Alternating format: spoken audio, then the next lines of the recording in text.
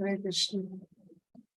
ओम अज्ञानतिमिरन्धस्य ज्ञानाञ्जनशलाकया चक्षुरुन्मिलितं येन तस्मै श्रीगुरवे नमः। नमो विष्णुपादाय कृष्णपृष्ठाय भूतले श्रीमते भक्तिवेदान्त स्वामीति नामिने। नमस्ते सरस्वते देवी गौरवाणी प्रचारिणे निर्विशेष शून्यवादी पाश्चात्य देश तारिणे। जय श्री कृष्ण चैतन्य प्रभु नित्यानंद श्री अद्वैत गदाधर शिवासादि गौर भक्तवृंद। हरे कृष्णा कृष्णा कृष्णा हरे हरे, हरे राम राम राम हरे हरे। हरे कृष्ण। तो हम पढ़ रहे हैं भगवद गीता का अध्याय 3। इसका एक्रोनिम है ट्री। तो टी फॉर त्याग 1 से लेके 9 श्लोक तक। R for rungs of yoga ladder 10 से लेके 16। आर ई फॉर एग्जाम्पलरी 17 से लेके 35। And next E for enemy of soul 36 से लेके 43 तक। तो कल हम लोग ने 34 श्लोक तक देखा था। तो 35 से 43 ये रिसाइट करेंगे। श्रेयान् स्वधर्मो विगुणा परधर्मा स्वनिष्ठता स्वधर्मं निधने श्रेया परधर्मो भयावह। अर्जुन उवाच अथ केन प्रयुक्तोऽयं पापं चरति पूरुषः अनिच्छन्नपि वार्ष्णेया बलाद् विनियोजितः। श्री भगवानुवाच कामेश क्रोधेश रजोगुणः समुद्भवा महाशनो महापाप्मा विधीनं विवरिणा। धूमेनाव्रियते वह्निर्यथा दर्शो मलेन च यथोल्बेनावृतो गर्भस्तथा तेनेदमावृतम्। आवृतं ज्ञानमेतेन ज्ञानिना नित्यवैरिणा कामरूपेण कौन्तेय दुष्पूरेण नलेन च इन्द्रियाणि मनो बुद्धिरस्य अधिष्ठानमुच्यते। एतैः विमोहयति एषा ज्ञानम् आवृत्य देहिनाम्। तस्मात् त्वम् इन्द्रियाण्यादो नियम्य भरतर्षभ पापमानं प्रजह्येनं ज्ञानविज्ञाननाशनम्। इन्द्रियाणि पराण्याहुः इन्द्रियेभ्यः परं मनः मनसस्तु परा बुद्धिर्यो बुद्धे परतस्तु सा। एवं बुद्धे परं बुद्ध्वा संस्तभ्यमात्मनात्मना चाहि शत्रु महाबाहो कामरूपं दुरासदम्।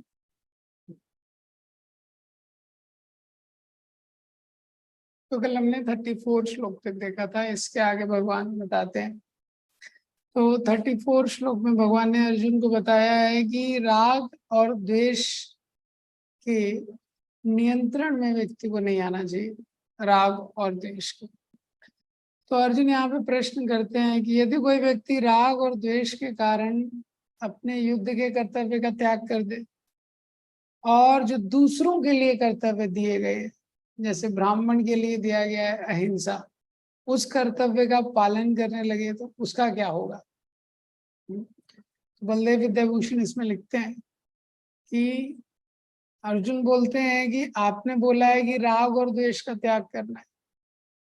हाँ, क्योंकि राग और द्वेष का त्याग जब हम करेंगे और धर्म में जो धर्म दिया है शास्त्रों में उसका पालन करना है, उससे क्या होगा, हृदय शुद्ध होगा। तो अर्जुन बोलते हैं कि शास्त्रों में तो दोनों प्रकार के धर्म दिए हैं। युद्ध करने का भी धर्म किसी लोगों के लिए बोला है और अहिंसा का धर्म भी दिया हुआ है शास्त्रों में। तो अगर मैं युद्ध करने वाले धर्म को नहीं पालन कर पा रहा हूँ तो मैं अहिंसा का धर्म पालन कर लेता हूँ, उसमें प्रॉब्लम क्या है? तो भगवान बोलते हैं श्रेयान स्वधर्मो विगुणा पर धर्मा स्वनिष्ठता स्वधर्मे निधनम श्रेया पर धर्मो भयावह। श्रेयान स्वधर्मो विगुणा, श्रेयस्कर है स्वधर्म का पालन करना। मतलब जो वर्ण और आश्रम के अनुसार हमारे लिए धर्म दिया है उसका पालन करना। विगुणा मतलब अगर उसमें कोई दोष भी है, जो व्यक्ति के लिए जो वर्ण और आश्रम के अनुसार धर्म निर्धारित किया है उसका पालन करना श्रेयस्कर है। अगर उसमें थोड़ी त्रुटि हो जाए या दोष हो तभी भी। पर धर्मात स्वनिष्ठिता, पर धर्म यानी किसी और के धर्म का पालन करना, स्वनिष्ठिता यानी एकदम अच्छे से पालन करना, परफेक्टली। तो भगवान बोल रहे हैं अपने नियत कर्मों को दोषपूर्ण ढंग से संपन्न करना भी अन्य के कर्मों को भली भांति करने से श्रेयस्कर है। दूसरी लाइन में बोलते हैं स्वधर्म में निधनम श्रेया, स्वधर्म का पालन करते हुए व्यक्ति का मृत्यु भी हो जाए। अर्जुन का स्वधर्म है क्षत्रिय होने के नाते युद्ध करना, तो युद्ध करते हुए मृत्यु भी हो जाए तो श्रेयस्कर है। पर धर्मा भयावह, और दूसरे के धर्म का पालन करना वो क्या है? भयावह। इस प्रकार से भगवान बताते हैं। तो अर्जुन को भगवान बोल रहे हैं कि वर्ण और आश्रम के अनुसार तुम्हारे लिए जो कर्तव्य है वो तुमको करना है, दूसरे के धर्म का पालन नहीं करना है। क्योंकि अर्जुन सोच रहे हैं ब्राह्मण के लिए जो धर्म दिया गया, तो ब्राह्मण का धर्म है अहिंसा, उस धर्म का मैं पालन कर लेता हूँ। क्षत्रिय का नहीं कर पा रहा हूँ तो ब्राह्मण का पालन कर लेता हूँ।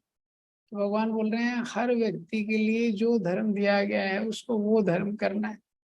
तो वैसे एक सिद्धांत से देखा जाए, भौतिक दृष्टि से अर्जुन क्षत्रिय हैं, क्षत्रिय को युद्ध करना चाहिए, और यही अर्जुन का साइकोफिजिकल नेचर है जिसका हमने कल डिस्कशन किया था।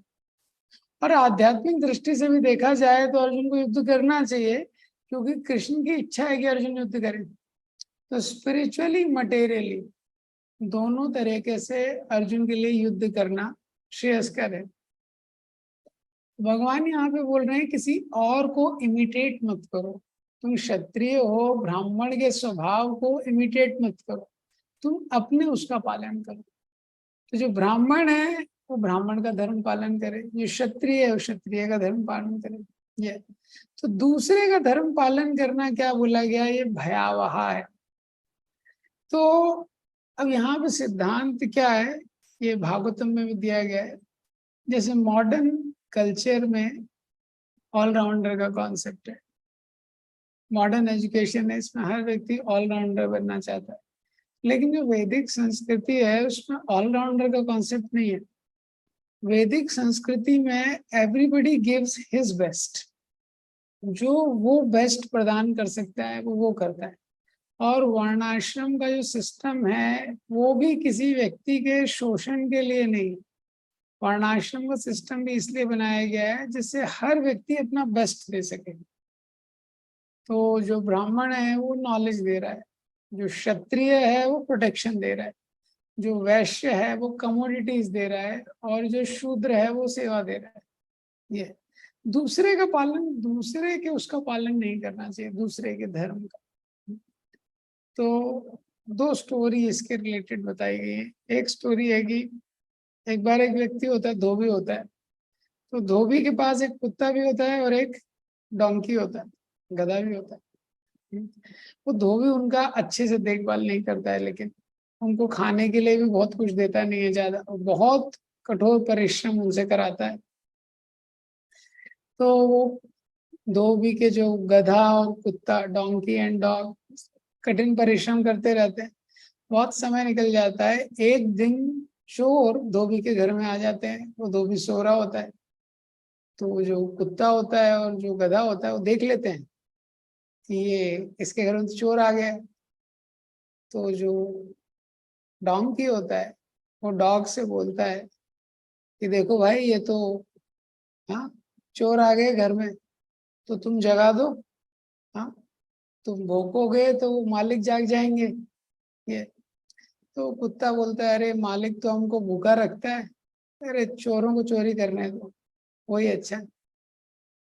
तो गधा बोलते हैं, नहीं नहीं, कभी तो उसने हमको खिलाया है, हमको कृतज्ञ रहना चाहिए, ग्रेटफुल रहना चाहिए हमको।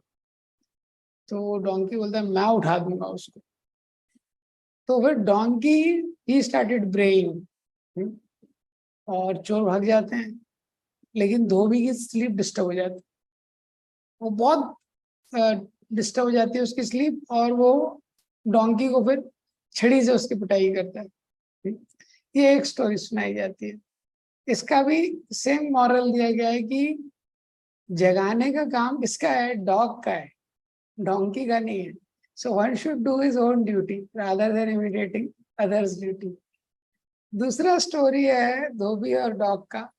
एक धोबी के पास एक कुत्ता रहता है, एक गधा रहता है। तो जो कुत्ता रहता है वो धोबी का फेवरेट रहता है।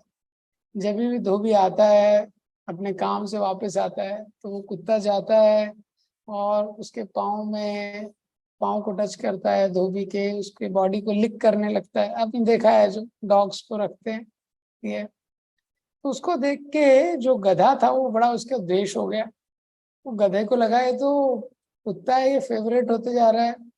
तो उसने सोचा, ये जो कुत्ता है जब भी धोबी आता है, ये उसके पाँव के वहां पे जाता है, उसका बॉडी लिक करता है। बोले मैं भी यही करूंगा, यही टेक्निक है फेवरेट बनने की।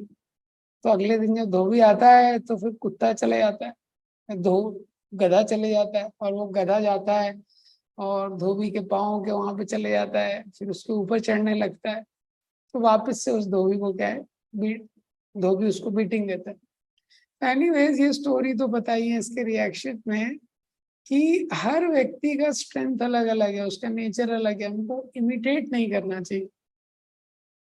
तीसरा इंपॉर्टेंट लेसन इसमें बताया है, ये मॉडर्न एजुकेशन से कनेक्शन में, हम सब का अलग अलग स्ट्रेंथ है, अलग अलग स्ट्रेंथ है। तो इंग्लिश में जो सेइंग है, hard work is the key to success. तो हार्डवर्क ठीक है, लेकिन हर व्यक्ति को भगवान ने अलग अलग टैलेंट के साथ भेजा है। हर व्यक्ति के पास अलग अलग चीज। तो ब्राह्मण है वैदिक संस्कृति में, उसके पास नॉलेज का टैलेंट है। जो क्षत्रिय है उसके पास मैनेजमेंट और एडमिनिस्ट्रेशन का टैलेंट है। वैश्य के पास बिजनेस का टैलेंट है। और जो शूद्र है उसके पास सर्विस करने का टैलेंट है। और हर टैलेंट का उपयोग है ये। तो कोई भी व्यक्ति अच्छा काम कर रहा है, हम उससे मोटिवेशन ले सकते हैं। तो मोटिवेशन हमको चाहिए, लेकिन हर व्यक्ति हम बन नहीं सकते। कोई अच्छा आर्टिस्ट है वो भी हमको मोटिवेट करेगा, कोई अच्छा सिंगर है वो भी हमको मोटिवेट करेगा। लेकिन मोटिवेटर अलग रहते हैं और मॉडल अलग रहते हैं। मॉडल का मतलब क्या है, जो व्यक्ति बनना चाहता है। जैसे कोई बहुत अच्छा टीचर है स्कूल में, तो वो सारे स्टूडेंट्स को मोटिवेट करता है। लेकिन कोई स्टूडेंट आगे जाके टीचर बनना चाहता है, तो वो उसको अपने मॉडल के रूप में भी देखता है। तो कोई भी व्यक्ति मोटिवेशन से क्या है, हमको एक प्रेरणा मिलती है to become a better version of our self, to become a better version of our self. ये, लेकिन मॉडल का मतलब क्या है कि हम देखते हैं what is the improved version of our self, कि हमारा इम्प्रूव्ड वर्जन क्या होगा, यही होगा। अगर किसी को डॉक्टर बनना है, तो वो सीनियर डॉक्टर को देखेगा तो उसको इंस्पिरेशन मिलेगा। लेकिन अगर उसको डॉक्टर नहीं बनना है, तो वो उससे मोटिवेट हो सकता है, लेकिन उसका मॉडलिंग नहीं कर सकता है वो। तो ये इम्पॉर्टेंट प्रिंसिपल है, स्पेशली गाइडेंस के रिगार्डिंग। आप देखते हैं ज्यादातर जो लोग होते हैं, वो जब किसी को गाइड, जैसे किसी के पेरेंट्स डॉक्टर रहते हैं, तो जनरली वो अपने बच्चों को डॉक्टर बनाना चाहते हैं। उनको सारी फैसिलिटी देंगे, सब कुछ देंगे। ये इसी तरह पेरेंट्स ही डिसाइड कर लेते हैं कई बार कि बच्चे को क्या बनाना है। तो किसी के पेरेंट बिजनेसमैन है, तो उनको लगता है बच्चा भी यही होना चाहिए। लेकिन कई बार उसका साइको फिजिकल नेचर क्या है वो मैच नहीं करता। तो जब हम किसी को मोल्ड करने की कोशिश करते हैं, जैसे क्ले होती है, तो क्ले को मोल्ड किया जाता है, उसको कोई शेप दिया जाता है। लेकिन जो क्ले है वो कॉन्शियस नहीं है, तो उसको मोल्ड किया जा सकता है। ये तो जब भी कोई अपना इंटरेस्ट किसी और पे इम्पोज करना चाहता है, ये वो बहुत हेल्दी नहीं रहता। इसलिए जब पेरेंट्स इम्पोज करते हैं, बच्चे अगेंस्ट हो जाते हैं जनरली। तो इसलिए गाइडेंस के रिगार्डिंग ये प्रिंसिपल बताया गया है, व्यक्ति को देखना चाहिए अपने आप को गार्डनर की तरह। जैसे गार्डनर होता है तो वो क्या करता है, जो सीड्स डालता है, जो बीज डालता है, उनकी प्रोटेक्शन करता है, बीज को वो नरिश करता है, लेकिन उसको मोल्ड नहीं करता। इसी तरह जिसको भी हम गाइड कर रहे हैं, we can help them, we can help them to become better version of themselves, to become a better version of themselves. जैसे गार्डनर है, वो बीज लेता है, बीज की देखभाल करता है, उसको नरिश करता है, लेकिन उसको मोल्ड नहीं करता है। ये अगर वो कमल का बीज है तो कमल का फूल खिलेगा, और रोज का बीज है तो रोज का बीज खिलेगा। ये जैसे कोई पत्थर से मूर्ति तराशता है, जो मूर्तिकार होता है, तो वो पत्थर से मूर्ति निकाल सकता है, लेकिन पत्थर के स्ट्रक्चर को चेंज नहीं कर सकता। कोई अगर ग्रेनाइट का स्टोन है तो ग्रेनाइट रहेगा, मार्बल है तो मार्बल रहेगा। ये तो ये यहाँ पे बताया है कि अपना धर्म करना श्रेयस्कर है। जैसे फिश है तो मछली है, वो ये ट्राई कर सकती है बेस्ट एफर्ट डाल के, हार्ड वर्क करके, कि कैसे fast, fish can learn to swim faster but fish can not learn to fly like a bird. तो ये इम्पॉर्टेंट प्रिंसिपल है। क्या प्रिंसिपल है? लाइफ में अपना बेस्ट देने के लिए we should make our strength so strong that our weakness become irrelevant and become a better version of ourselves instead of becoming a poor version of somebody else। ये principal है कि हमको जो अपनी स्ट्रेंथ है उन्हीं को स्ट्रॉन्ग करना चाहिए, इतना स्ट्रॉन्ग करना चाहिए कि वीकनेस इररिलेवेंट हो जाए, नहीं तो किसी दूसरे का पुअर वर्जन बन पाएंगे।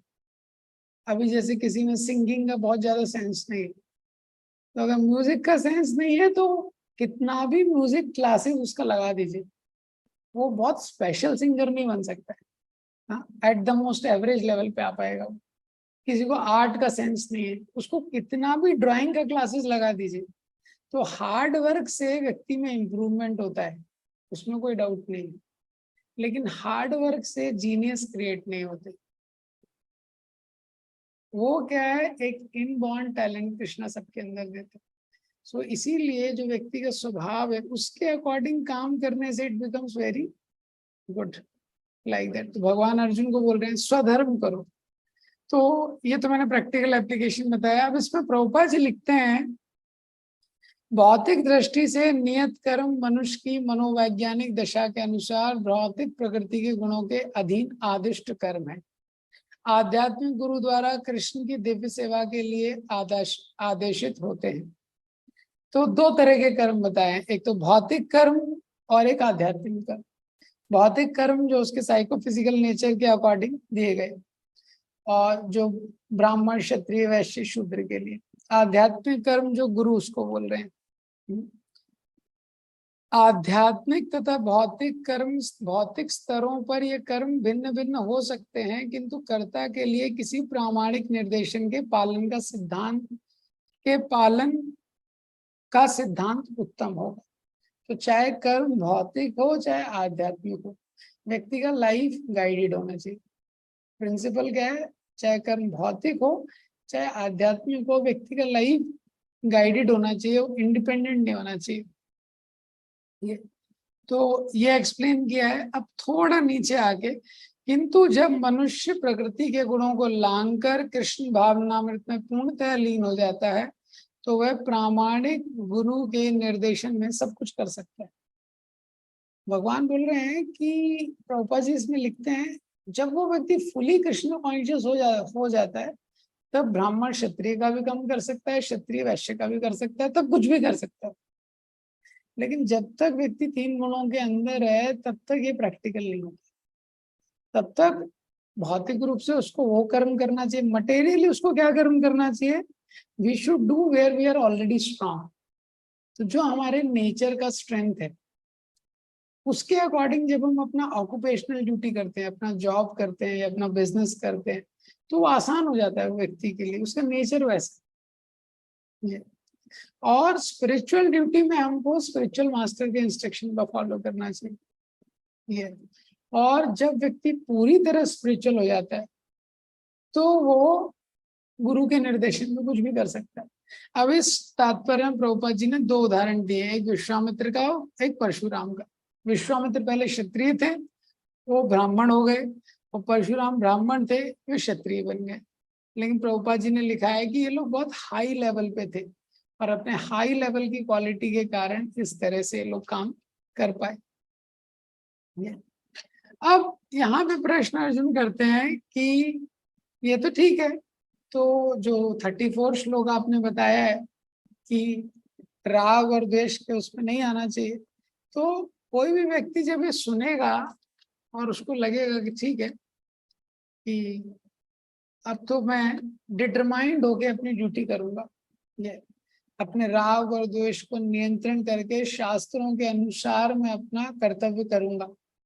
लेकिन अर्जुन बोलते हैं कि मेरा ऐसा अनुभव है, हाँ मेरा ऐसा अनुभव है कि जब भी हम ऐसे शास्त्रों के निर्देशों को सुनते हैं तो कुछ समय तक तो इंस्पिरेशन बना रहता है, लेकिन उसके बाद थोड़े समय बाद तो शास्त्रों के अनुसार कार्य करना मुश्किल हो जाता है।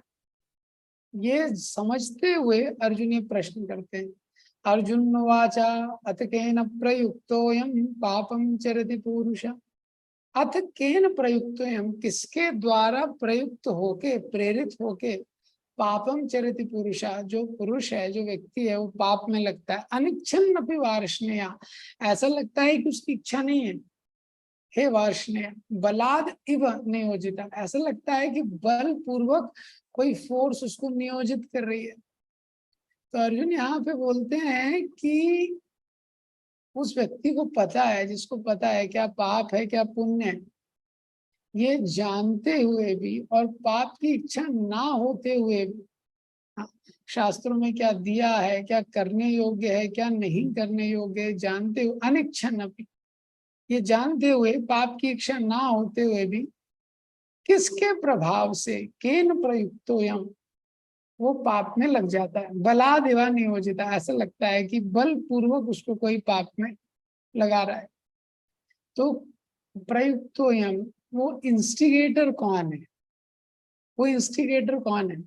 क्या भगवान उसको पाप में लगाते हैं, या उसके पहले के जो संस्कार हैं वो उसको पाप में लगाते हैं? तो लेकिन भगवान तो पाप में लगा नहीं सकते, तो भगवान तो बड़े दयालु हैं ये, और वो तो केवल एक साक्षी का काम करते हैं। तो क्या पुराने संस्कारों के कारण वो पाप में लगता है? लेकिन जो पुराने संस्कार हैं वो भी तो केवल अनकॉन्शियस हैं, वो उसको कैसे पाप में लगा सकते हैं? ये प्रश्न है अर्जुन का। तो अभी इसमें डिस्कशन क्या है कि अर्जुन बोले अनिच्छन अपि, इच्छा ना होते हुए भी। लेकिन ये ऐसा नहीं है कि पूरी तरह इच्छा नहीं है, क्योंकि जब इच्छा उसके मन में आती है तो वो एक्सेप्ट करता है किसी इच्छा को। पुराने व्यक्ति के मन में वासनाएं हैं, संस्कार हैं, लेकिन उस पर एक्ट वो कब करता है, जब वो उस पर एक्सेप्ट करता है। तो ये सेक्शन जो भगवत गीता का है 3.36 से 43, ये प्रेजेंट टाइम के लिए बहुत रेलेवेंट क्वेश्चन है, क्योंकि हम सब लोग जानते हुए गलत काम करते हैं, और गलत काम करने के बाद हमारे मन में क्वेश्चन होता है मैंने क्यों किया, मुझे तो पता था। किसी को ज्यादा गुस्सा आ जाता है, वो ज्यादा गुस्से के बाद ऐसे रिएक्ट करता है, फिर उस सोचता मैं इतना ही गुस्सा कैसे हो गया। अगर कोई व्यक्ति गुस्सा होता है और उसका क्या बोल रहा है वो गुस्से में, उसका रिकॉर्डिंग कर लो आप और बाद में थोड़ा प्ले कर दो उसके आगे, वो भी टेंशन में आ जाएगा, अरे मैं ऐसा बोल दिया क्या। ये तो जब भी हम ओवर ईटिंग करते हैं, ओवर शॉपिंग करते हैं, नेट पे ओवर सर्फिंग करते हैं, तो हमको लगता है मैं क्यों किया। तो 5 घंटा मोबाइल चलाने के बाद उसको लगता है अरे मैं क्यों टाइम वेस्ट कर दिया इसमें, इतना मोबाइल में ऑनलाइन में क्यों इतना वेस्ट कर दिया। ये तो यही प्रश्न अर्जुन का है कि जब भगवान ने बता दिया कि धर्म का पालन करना है, कर्तव्य का पालन करना है, उससे हेल्प होगा, तो ऐसे कर्तव्य के पालन में क्या विघ्न आता है? हमारा सब चीज जानते हुए भी हम अपने भले के लिए भी काम नहीं कर पाते। हाँ, तो भगवान आगे बताएंगे नेक्स्ट श्लोक में कि काम रूपी जो शत्रु है, शत्रु भी क्या है, अगर कोई बाहर शत्रु हो जिसको देखा जा सके तो उसको हैंडल करना आसान है। ये शत्रु इनसाइड है और इनविजिबल है। Enemy is inside and invisible. तो भगवान बोलते हैं, श्री भगवान वाचा कामेशा क्रोधेशा रजोगुण समुद्भव महाशनो महापाप्मा विधियेनम निवैरिणाम। काम ऐशा क्रोध ऐशा। तो अर्जुन ने सोचा कि कौन भगवान ये लोगों को पुश करता है गलत काम करने के लिए। आप पुश करते हैं क्या? पिछले संस्कार करते हैं क्या? भगवान बोलते हैं वो काम करता है। काम है ऐसा, क्रोध ऐसा। उसको काम बोलते हैं। यह काम, यह क्रोध। रजोगुणा सम उद्भवा, रजोगुण से सम उद्भवा, रजोगुण से उत्पन्न होने वाला ये जो काम है, ये जो क्रोध है, महाशनो महापापमा, महाशनो सर्वभक्षी, महापापमा बहुत पाप कराने वाला, विधि एनम ही वैरिणाम, यही व्यक्ति को जान लो वैरिणा में शत्रु, एनिमी नंबर 1 है। तो अर्जुन ने पूछा व्यक्ति से पाप कौन कराता है? भगवान बोलते हैं ये जो काम और क्रोध है, यही संसार में ये काम जो है ये एनिमी नंबर 1 है। और ये जो काम है यही क्रोध में परिणित होता है। क्रोध को कामानुजा बोला गया है, काम का छोटा भाई क्रोध है। तो जब भगवान बोलते हैं कि काम के कारण व्यक्ति पाप करता है, तो अर्जुन बोलते हैं कि लेकिन कभी कभी तो क्रोध भी आता है, क्रोध के कारण भी पाप हो जाता है। जैसे कि आपने 34वें श्लोक में बोला राग और द्वेष, तो द्वेष होता है तो क्रोध आ जाता है। तो भगवान बोल रहे हैं वो क्रोध कुछ नहीं है, वो क्रोध काम का ही छोटा भाई है। तो जब काम की इच्छा होती है भोग करने की, वो इच्छा पूरी नहीं होती है, क्योंकि वर्ल्ड मतलब संसार मतलब अनलिमिटेड डिजायर और लिमिटेड रिसोर्सेस, तो सारी इच्छाएं पूरी होंगी नहीं। तो जब इच्छा पूरी नहीं होती है तो व्यक्ति को क्या हो जाता है? क्रोध हो जाता है। तो जो काम है ये किससे उत्पन्न होता है? प्रश्न होता है। रजोगुण से उत्पन्न होता है ये। और लेकिन फिर प्रश्न है कि ये इसको कैसे रजोगुण से उत्पन्न है? इसके कैरेक्टरिस्टिक क्या है? काम के लक्षण क्या है? महाशनो महापापमा, ये काम कैसा है? महाशनो महापापमा। तो हम लोगों की जो काम शब्द का अर्थ क्या है? लस्ट। हाँ, प्रेम मतलब लव। तो आध्यात्मिक जगत में कृष्ण के लिए जो जीवात्मा का प्रेम रहता है, equal in magnitude and opposite in direction, ये संसार में वो क्या बन जाता है? वो बन जाता है लस्ट। लस्ट क्या है? लव ही है, equal in magnitude opposite in direction, वो है लस्ट। तो जो काम होता है वो रजोगुण से उत्पन्न होता है, और इसका स्वभाव है महाशनो, ये सर्वभक्षी है। सर्वभक्षी का मतलब इस, जब हमारे जो व्यक्ति भौतिक स्तर पे एंजॉय करना चाहता है वो कितने हद तक गिर सकता है, इसका कोई लिमिट नहीं है। भगवान से इंडिपेंडेंटली, भगवान से विमुख होकर स्वतंत्र रूप से जीव की जो भोग करने की इच्छा है, उससे व्यक्ति कहाँ तक गिर सकता है, इसकी कोई सीमा नहीं। वो न्यूज़पेपर में हम लोग पढ़ सकते हैं कैसे कैसे पाप लोग करते हैं। इसीलिए बोला गया है महाशनो।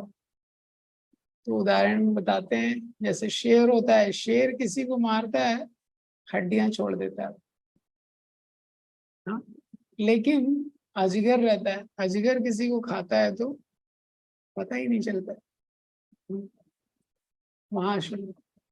तो असम के वहां पे एक बार आर्मी का एक ट्रुप गया, तो आर्मी का कुछ ऑपरेशन था, तो उसमें वो लोग गए। तो आर्मी में कोई भी ऑपरेशन होता है तो काउंट करते हैं वो लोग पहले कितने लोग हैं, क्योंकि ऑपरेशन का काउंट कम हो सकता है।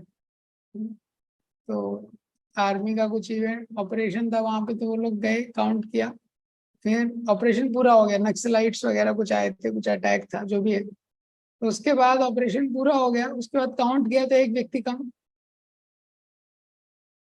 और देख रहे हैं कुछ डेड बॉडी नहीं दिख रहा है, कुछ नहीं दिख रहा है, समझ नहीं आया उनको। फिर बहुत सर्च किया, एक व्यक्ति कम कैसे हो गया, फिर आसपास वहां पे देखा तो वहां पे एक अजगर था, अजगर। तो वो व्यक्ति कहाँ था, अजगर के अंदर। तो लस्ट कैसा है, अजगर की तरह है, महाशनो, सर्वभक्षी। ये क्या है, व्यक्ति को पूरी तरह से डिवॉर कर लेता है।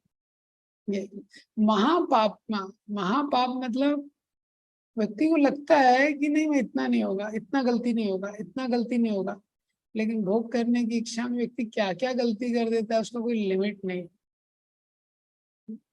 कोई लिमिट नहीं है, व्यक्ति किस हद तक गलती कर सकता है ये भोग करने की इच्छा में। ये तो कोई भी प्लानिंग नहीं करता है कि मैं ऐसा क्राइम करूंगा, इतना गलत काम करूंगा, प्लानिंग नहीं करता, लेकिन वो भोग करने की इच्छा के कारण महापाप विधि, इसीलिए जान लो वह ये एनिमी नंबर 1 है ये। तो भगवान का स्वभाव क्या है कि भगवान इंडिपेंडेंटली ब्लिसफुल है, कृष्ण वो स्वतंत्र रूप से प्रसन्न रहते हैं, लेकिन जीव क्या है, वो डिपेंडेंटली ही ब्लिसफुल हो सकता है। जब हम भगवान पे आश्रित रहते हैं तभी हम प्रसन्न रह सकते हैं। हाँ, जैसे शरीर का कोई भी अंग है, ये हाथ है, जब तक शरीर में है तो इसकी उपयोगिता है, जैसे ही शरीर से कट के अलग हो गया इसकी कोई उपयोगिता नहीं। जब भगवान से जीव पृथक हो जाता है तो उसको जो सुख भी मिलता है, जो इंद्रिय तृप्ति में सुख है, बहुत तुच्छ है, जिससे वो कभी संतुष्ट नहीं हो पाता। जो असीम सुख है वो भगवान की सेवा में ये। तो भगवान से स्वतंत्र रूप से एंजॉय करने के कारण जीव इस संसार में बंधन और कष्ट को प्राप्त करता है। तो जिस व्यक्ति में इंद्र तृप्ति की जिज्ञासा है तो ब्रह्म जिज्ञासा नहीं होगी उसमें। ब्रह्म जिज्ञासा क्या है, जब व्यक्ति जानना चाहता है कि इस भौतिक संसार के परे क्या है, इस संसार के परे कौन सा हैप्पीनेस है ये। तो इस संसार में कोई भी डिजायर रहती है तो कभी कभी व्यक्ति को लगता है कि ठीक है चलो भोग करने की थोड़ी इच्छा है, थोड़ी भोग कर लेते हैं, इच्छाओं को पूरा कर लेते हैं, फिर आध्यात्मिक फिर स्पिरिचुअल लाइफ कर लेंगे। इसलिए लोग बोलते हैं कि तो बुढ़ापे में करने की चीज है स्पिरिचुअल लाइफ। लेकिन भोग करने की इच्छा कैसी है, महाशनो, ये कभी सेटिस्फाई ही नहीं होती है। तो इसमें बताया गया है, ययाति महाराज कहते हैं यत पृथिव्याम व्रीयम यावन, कि इस पूरी पृथ्वी का हिरण्यम पशुवा स्त्रिया, इस पूरी पृथ्वी का सोना पशु और स्त्रियां एक व्यक्ति को दे दो, एक व्यक्ति को, तभी भी वो संतुष्ट नहीं हो पाएगा। सोना मतलब वेल्थ, पूरी पृथ्वी का वेल्थ, और स्त्रियां मतलब पूरी स्त्रियां एक ही व्यक्ति को दे दो एंजॉय करने के लिए, और पशु मतलब ट्रांसपोर्टेशन, जितनी कार है मर्सिडीज बीएमडब्ल्यू सब एक ही व्यक्ति को दे दो, एक व्यक्ति भी संतुष्ट नहीं हो पाएगा। ये भोग करने का जो इच्छा है उसका वो है ऑल डिवावरिंग ये, ऐसा है। तो जनरली क्या होता है, कोई भी व्यक्ति होता है, कोई अगर हमारा शत्रु है, शत्रु से डील करने के लिए राजनीति में 4 तरीके बताए हैं, साम दाम दंड भेद। आप पहले उससे बात करो, मीटिंग करो, और नहीं समझ में आता है तो उसको थोड़ा गिफ्ट वगैरह दो, गिफ्ट दो कुछ, वो दो, कुछ भी नहीं होता है थोड़ा उसको डिवाइड करो, डिवाइड एंड डू। लेकिन ये ऐसा शत्रु है, दंड के अलावा इसके अलावा और कोई तरीका नहीं है। हाँ, जो काम है दंड के अलावा, आप सोचो इसके साथ नेगोशिएट कर लिया जाए थोड़ा, हाँ, तो आपको लेके डूब जाएगा ये। आप सोचो इसको थोड़ा गिफ्ट कर दें, इसको थोड़ा फुलफिल कर दें, तो वे भी संतुष्ट नहीं होगा। इसीलिए बोला गया महापाप, महापाप का lust is worse than our worst enemy. तो सबसे बड़ा जो शत्रु है वो जीव के अंदर ही है। इसलिए बोला गया है lust is like a black hole, जो फिजिक्स में ब्लैक होल होता है, तो उसकी ग्रेविटी इतनी स्ट्रांग होती है, वहां पे कुछ भी जाएगा वो चला जाएगा, लाइट भी उसके अंदर चली जाती है, तो वो पता ही नहीं चलता। हाँ, तो कितना चीज उसके अंदर जाएगा कोई लिमिट ही नहीं। तो ऐसा है ये लस्ट, व्यक्ति को खत्म कर देता है। अब ये जो लस्ट है, ये जो भोग करने की इच्छा है, हाँ, प्रभुपाद जी ने तात्पर्य में बहुत सुंदर तरीके से बताया है कि किस तरह से भौतिक बंधन का कारण है ये जो लस्ट है। प्रभुपाद जी दूसरे तात्पर्य में लिखते हैं कि जीव के पास आंशिक स्वतंत्रता है। इस स्वतंत्रता का दुरुपयोग करके जब वे सेवा को इंद्रिय सुख में बदल देती हैं तो वे काम की चपेट में आ जाती। तो भगवान ने जीव को एक माइनिंग फ्री विल दी है। किस लिए दी है? कि मेरी सेवा में लगे। पर उसी स्वतंत्रता का उपयोग करके जीव जब भोग में लग जाता है तो फिर क्या हो जाता है? वो काम की चपेट में आ जाता है।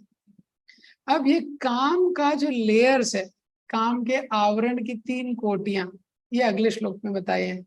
धूमेनाव्रियते वह्निर् यथादर्शो मलेन च यथो उल्बेनावृतो गर्भस्तथा तेनेदमावृतम्।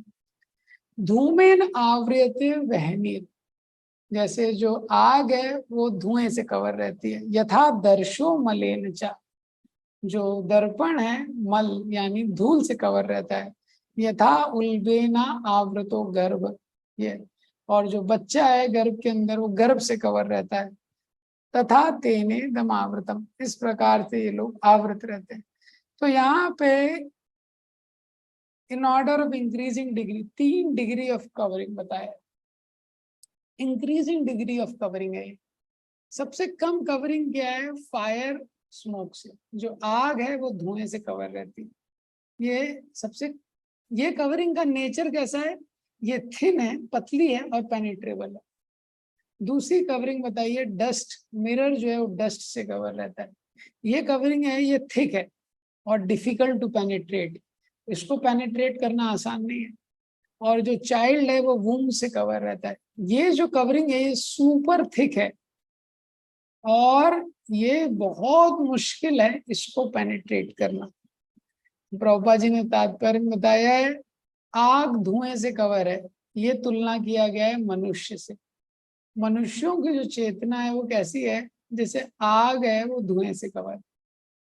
और जो पशु है, एनिमल्स की चेतना कैसी है? जैसे जो दर्पण है वो धूल से कवर। और जो प्लांट्स, जो वृक्ष आदि हैं, उनकी चेतना कैसी है? जो चाइल्ड है वो वूम से कवर है। तो ये श्लोक में क्या बताया जा रहा है कि जो काम है, ऐसा नहीं है कुछ लोगों का शत्रु है, ये सबका शत्रु है। चाहे वो प्लांट्स हो, चाहे एनिमल्स हो, चाहे ह्यूमन हो सबके ऊपर एक काम का शत्रु काम कर रहा है। तो ये सबका शत्रु है। तो अब क्या है, इसका इम्पोर्टेंट चीज क्या है कि जो व्यक्ति का लाइफ है, अब इसमें ह्यूमन लाइफ की तुलना की गई है। आग धुएं से कवर है, तो जो आग रहती है जब वो धुएं से कवर रहती है तभी भी क्या है, आग का हीट और लाइट परसीव हो जाता है। आग के साथ धुआं आता है लेकिन फिर भी थोड़ा लाइट आता है और हीट भी आता है। लेकिन जो दर्पण रहता है जब वो डस्ट से कवर रहता है तो दर्पण में आप अपना रिफ्लेक्शन नहीं देख सकते, लेकिन आप दर्पण को देख सकते हैं, मिरर को देख सकते हैं, रिफ्लेक्शन नहीं देख सकते। लेकिन बच्चा जब गर्भ के अंदर रहता है तो ना तो वो मूव कर सकता है ना उसको कोई देख सकता है। तो ये क्या है? इंक्रीजिंग लेयर ऑफ कवरिंग है। तो लोएस्ट लेवल ऑफ कवरिंग क्या है? आग धुएं से जब कवर है, इसकी तुलना की गई है मनुष्य से। तो आग के ऊपर धुआं रहता है, लेकिन जैसे जिसको चूल्हे में कुकिंग करने का अनुभव है तो वो क्या है, धुएं को साइड में कर सकता है और आग का उपयोग कुकिंग के लिए कर सकता है। इसी तरह प्रभुपाद जी बोलते हैं कि जो expert spiritual master is expert to blow and convert it into fire. जो स्पिरिचुअल मास्टर है वो क्या है, एक ऐसे एक्सपर्ट व्यक्ति की तरह है जो धुएं को हैंडल करना जानता है और जो कृष्णा कॉन्शियसनेस की फायर उसको अब्लेज कर सकता है। तो क्या है, मनुष्य जन्म में एक अवसर है। प्रभुपाद जी इंग्लिश में लिखते हैं, there is a slight chance in human form of life. Guarantee नहीं है मनुष्य जन्म में, लेकिन एक अवसर है कि हम कृष्ण भावनामृत को विकसित कर सकते हैं, मनुष्य की विकसित चेतना है। जो पशु हैं उनके पास बहुत कम अवसर है, जैसे जो दर्पण है उसके आगे धूल है, दर्पण के ऊपर 10 किलोमीटर धूल की लेयर है, उसको हटाना आसान नहीं है। और जो वृक्ष आदि हैं उनके लिए लगभग असंभव है, आप देख भी नहीं सकते, वो चल भी नहीं सकते, कुछ फीलिंग ही नहीं। ये तो ये जो लस्ट है ये कवर कर लेता है व्यक्ति को, जैसे धुआं अग्नि को कवर करता है, जैसे जो डस्ट है वो दर्पण को कवर करती है। ये तो अभी क्या होता है कि ये जो कवरिंग है इससे क्या हो जाता है कि हम लोग भूल जाते हैं, बेसिकली स्पिरिचुअल फॉरगेटफुलनेस हो जाता है। भगवान की दो शक्तियां रहती हैं, तो माया दो तरीके से काम करती है, एक होती है आवरणात्मिका और एक होती है प्रक्षेपात्मिका। आवरणात्मिका शक्ति मतलब आवरण, वो कवर कर लेती है, ढक लेती है। प्रक्षेपात्मिका शक्ति मीन्स जो धक्का देती है। तो आवरणात्मिका शक्ति जब कवर कर लेती है तो व्यक्ति फॉरगेटफुल हो जाता है, जैसे किसी आंखों के आगे पट्टी लगा दी तो वो देख नहीं पाएगा। इसी तरह जीव ये नहीं देख पाता है कि मैं भगवान का दास हूँ, मेरा ये स्वरूप है, फॉरगेटफुल हो जाता है। और प्रक्षेपात्मिका शक्ति जो है वो पुश करती है, तो प्रक्षेपात्मिका शक्ति से व्यक्ति जो मटेरियल इल्यूजन है उसकी ओर अट्रैक्टेड हो जाता है। जैसे कोई मूवी थिएटर में मूवी देखने जाता है तो दो स्टेज में उसका इल्यूजन काम करता है। पहले क्या है, लाइट बंद कर देते हैं, तो जब लाइट बंद कर देते हैं वो भूल जाता है मेरी आइडेंटिटी क्या है, हाँ आवरणात्मिका। और उसके बाद स्क्रीन पे इमेजेस चल रही है और वो इल्यूजन में अट्रैक्ट हो जाता है, प्रक्षेपात्मिका जो उसको अट्रैक्ट करती है। तो लस्ट दो काम करती है, हाँ वो कवर करती है हमको और मटेरियल की तरफ पुश करती है। तो अभी प्रश्न होता है कि लेकिन हम तो आत्मा है, मैं शरीर तो हूं नहीं, तो क्यों हमको ये रियलाइजेशन नहीं होता? तो यही कारण है, बार बार जो शास्त्रों में दिया गया है, क्योंकि हमारी जो इच्छा है शरीर के स्तर पे, जो एंजॉय करने की जो हमारी इच्छा है, इसके कारण जो हमारी कॉन्शियसनेस है वो मटेरियल लेवल पे हुक रहती है, इसी को लस्ट बोलते हैं। और मनुष्य जन्म में ये अपॉर्चुनिटी है, क्या अपॉर्चुनिटी है कि हम सोल को अनकवर कर सकते हैं। हाँ, भक्ति करके हम सोल को अनकवर कर सकते हैं। इसीलिए जो आध्यात्मिक गुरु के निर्देशन में हमको भक्ति करने का प्रयास करना चाहिए। तो रेगुलेटेड स्पिरिचुअल लाइफ हम जीते हैं जब गाइडेंस में, तो हम ये लस्ट के साथ डील कर सकते हैं। तो इसमें ये 3 लेयर बताया गया। तो इसके आगे ये क्या क्या कवर करती है ये लस्ट, ये कल देखेंगे। श्रीमद् भगवद गीता की जय। श्री प्रभुपाद जय।